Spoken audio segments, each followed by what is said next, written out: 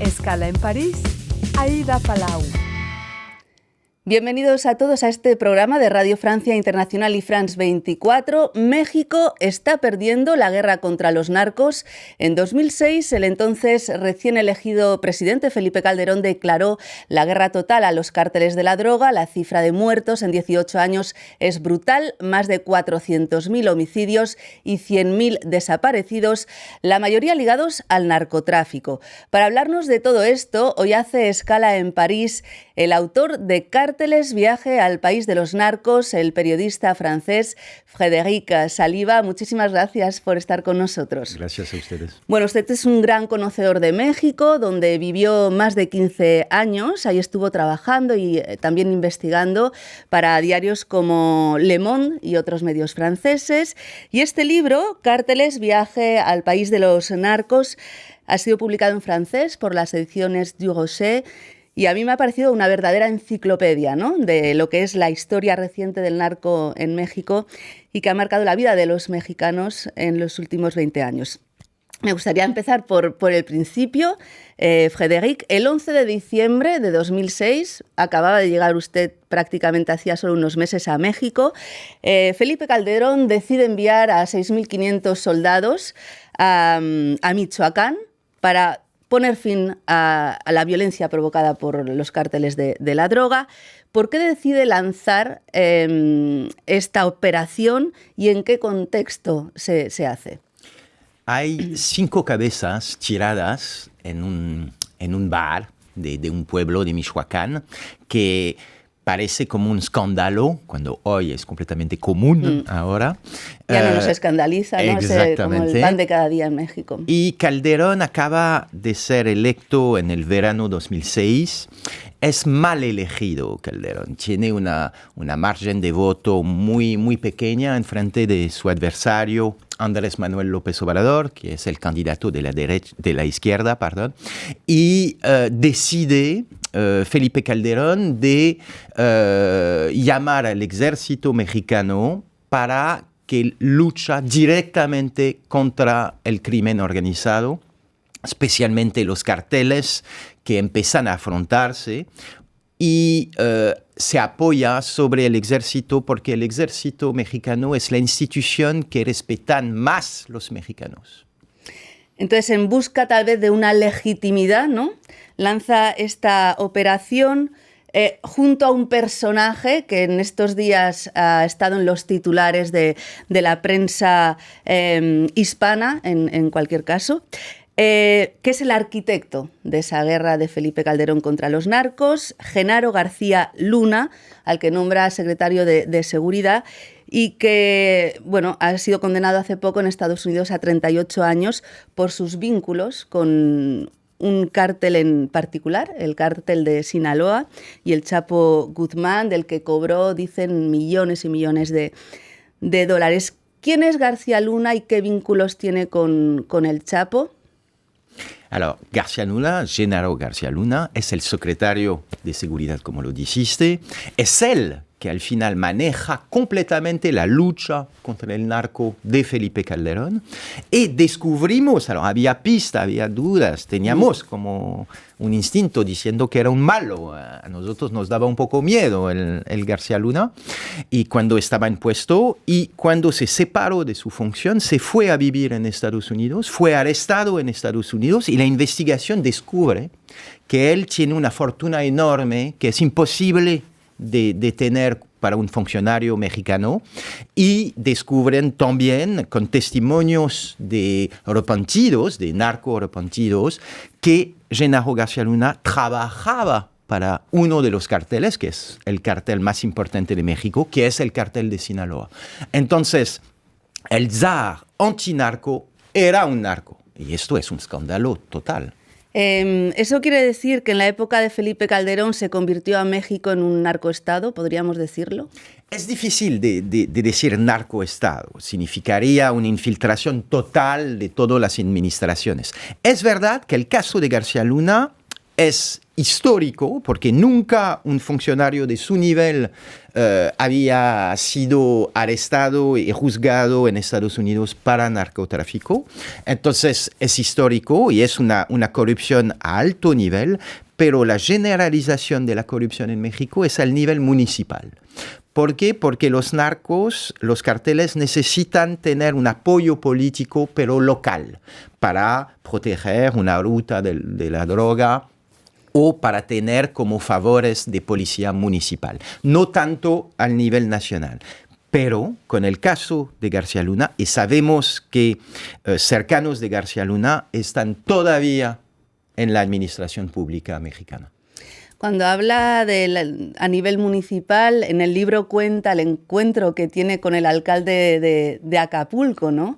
Explíquenos, que incluso había investigado sobre usted antes de hacerle la entrevista. Félix Gallardo, claro. Entonces fue una de las escenas un poco fuerte que me recuerdo en mi libro, donde me voy a entrevistar a un alcalde de una ciudad afectada por la violencia del narco, y la entrevista empieza por el alcalde, que me da información sobre mí, diciéndome dónde vivo, que hice, había hecho un documental, apenas había terminado un documental sobre Tepito, un barrio peligroso de México, y él me menciona la existencia de este documental, y más que esto, me menciona la colonia donde vivo en México DF.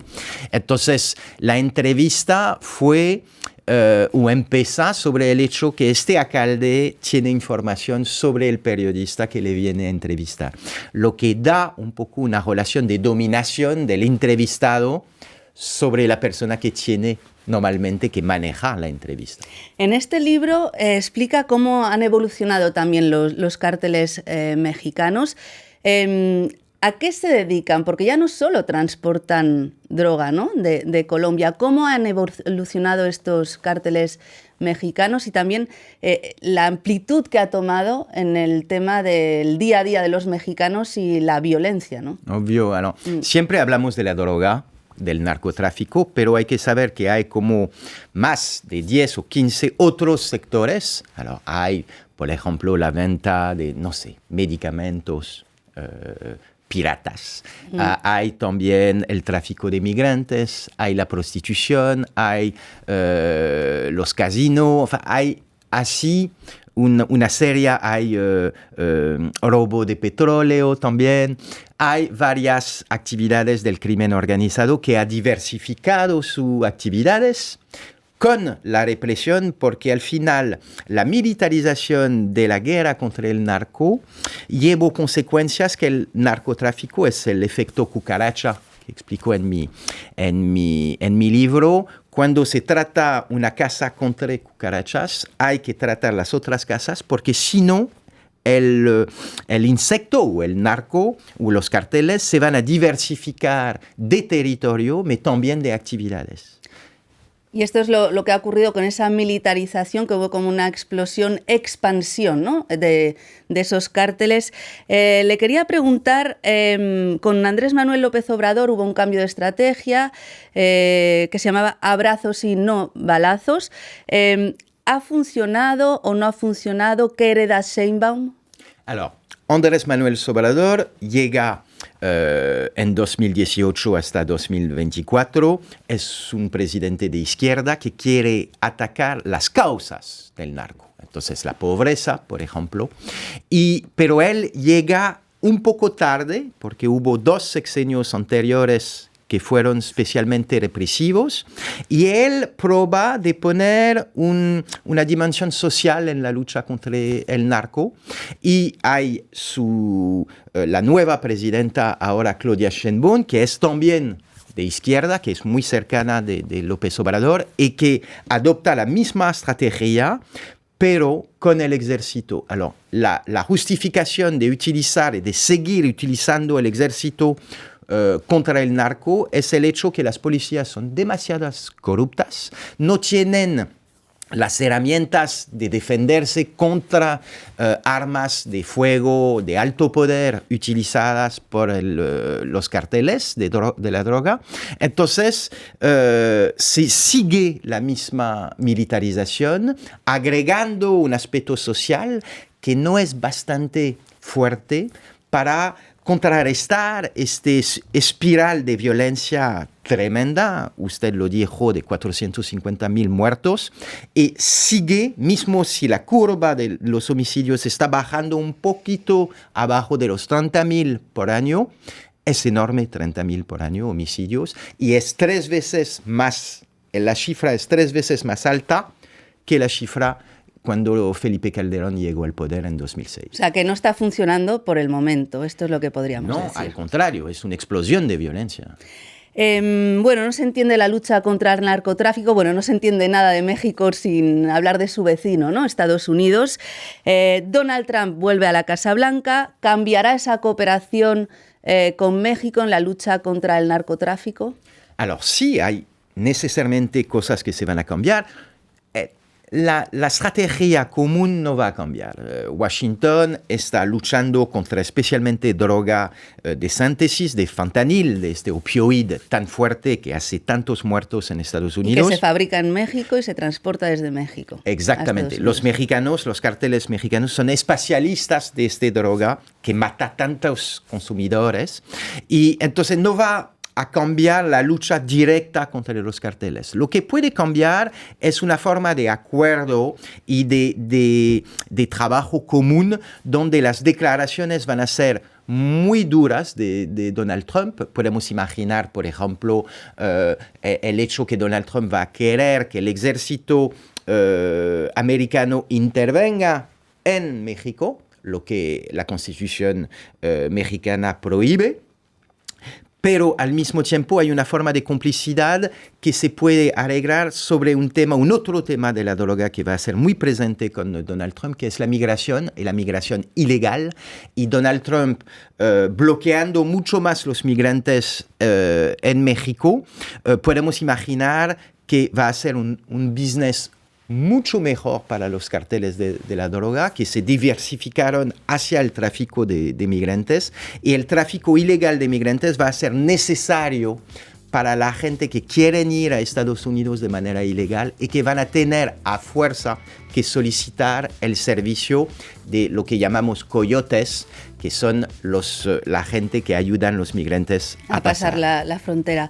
Bueno, ya no nos queda más tiempo, pero una última pregunta. ¿Hay planes de traducción al español de Cárteles?